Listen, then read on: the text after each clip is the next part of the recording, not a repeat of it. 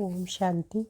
अव्यक्त महावाक्य है 6/12/69। सरल स्वभाव से बुद्धि को विशाल और दूरांदेशी बनाओ। सरल स्वभाव से बुद्धि को विशाल और दूरांदेशी बनाओ। आज की सभा में कौन सी विशेष खुशबू भी है और विशेष आकर्षण भी है। स्नेह तो सभी का है ही, आपको किस लिए बुलाया है। ऐसे समझे कि यह जो भी सभी आए हैं या वापस जाने के लिए तैयार होकर आए हैं। एवर रेडी जो होते हैं वह सदैव तैयार ही होते हैं।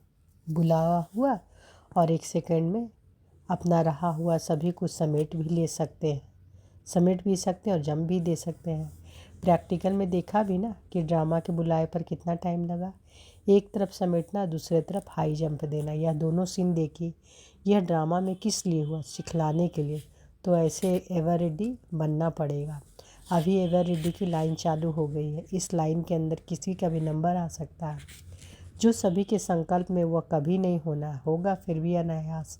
यह ब्राह्मण कुल की रीति रस्म चालू हो चुकी। यह रीति रस्म भी ड्रामा में क्यों बनी हुई है, उसका भी बहुत गुप्त रहस्य है। तो ऐसा पुरुषार्थ पहले से ही कर लो कि फ़ौरन समेट भी सको और जंप भी दे सको। समेटने की शक्ति किस में हो सकती है? जो सरल स्वभाव वाले होंगे उन्हें समेटने की शक्ति सहज आ सकती है। जो सरल स्वभाव वाला होगा वह सभी का सहयोगी भी होगा।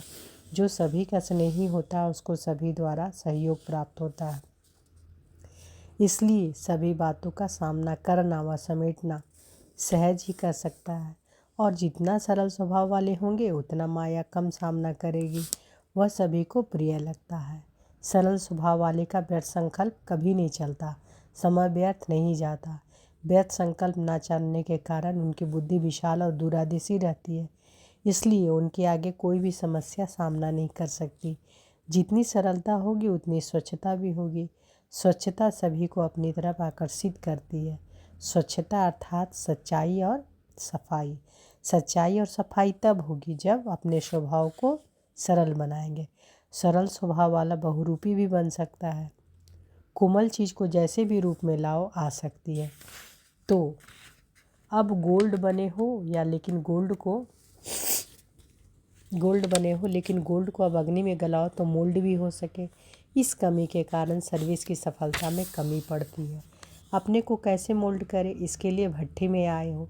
एक है मोड़ने की शक्ति और दूसरी है ब्रेक लगाने की शक्ति।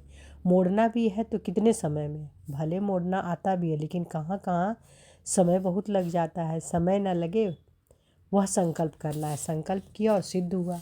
भट्ठी में ऐसा बन करके निकलना है जो हर संकल्प हर शब्द सिद्ध हो। वह लोग रिद्धि सिद्धि प्राप्त करते हैं, लेकिन यहाँ योग की रिद्धि सिद्धि है। याद की रिद्धि सिद्धि क्या होती है वह सीखना है। जो सिद्धि को प्राप्त होते हैं उनके संकल्प शब्द और हर कर्म सिद्ध होता है। एक संकल्प भी व्यर्थ नहीं उठेगा। संकल्प वह उठेंगे जो सिद्ध होंगे। सर्विसेबल उसको कहा जाता है जिसका एक भी संकल्प बिना सिद्धि का ना जाए, अथवा ऐसा कोई संकल्प ना उठना चाहिए जो सिद्ध होने वाला ना हो। आपके एक एक संकल्प की वैल्यू है, लेकिन जब अपनी वैल्यू को खुद रखेंगे तब अनेक आत्माओं भी आप रत्नों की वैल्यू को परखेगी। इस भट्टी से हर एक का चेहरा चैतन्य म्यूजियम बन कर निकले। और म्यूजियम तो बहुत बनाए, लेकिन अब एक एक को अपने चेहरे को चैतन्य म्यूजियम बनाना है। इस चैतन्य चेहरे की म्यूजियम में कितने चित्र हैं?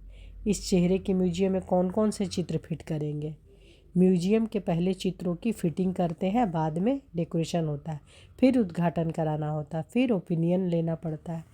तो आपके इस चैतन्य म्यूजियम में 3 मुख्य चित्र हैं, भ्रिकुटी, नयन और मुख।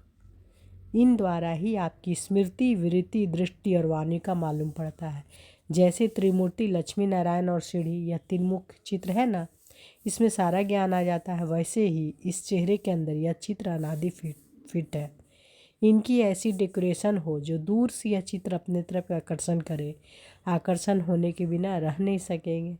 आप लोग म्यूजियम बनाते हो तो कोशिश करते हो ना कि चित्र ऐसे डेकोरेट हो जो दूर से आकर्षण करे, किसी को बुलाना भी ना पड़े।